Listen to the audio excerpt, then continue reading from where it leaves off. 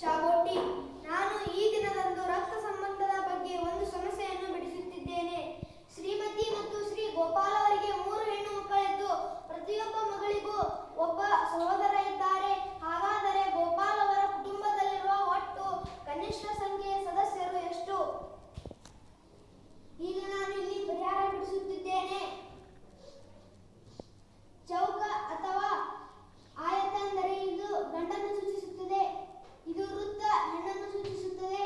ಇಲ್ಲಿ ಗೋಪಾಲ,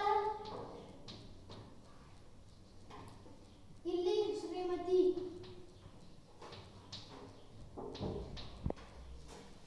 ಮುಂದೆ ಶ್ರೀ ಗೋಪಾಲ ಮತ್ತು ಶ್ರೀಮತಿಗೆ 3 ಹೆಣ್ಣು ಮಕ್ಕಳಿದ್ದಾರೆ.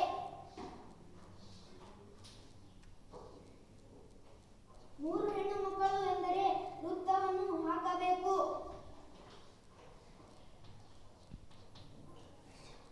3 ಹೆಣ್ಣು ಮಕ್ಕಳಿದ್ದು ಪ್ರತಿಯೊಬ್ಬ ಮಗಳಿಗೂ ಒಬ್ಬ ಸಹೋದರ ಇದ್ದಾರೆ.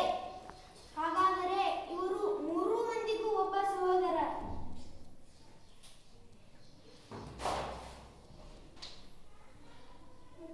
ಹಾಗಾದರೆ ಗೋಪಾಲ್ ಅವರ ಕುಟುಂಬದಲ್ಲಿರುವ ಒಟ್ಟು ಕನಿಷ್ಠ ಸದಸ್ಯರ ಸಂಖ್ಯೆ ಎಷ್ಟು ಅಂತ ಕೇಳಿರಿ.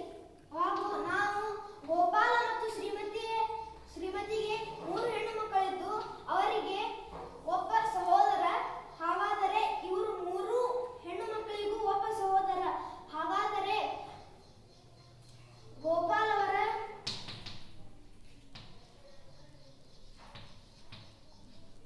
ಕುಟುಂಬದಲ್ಲಿರುವ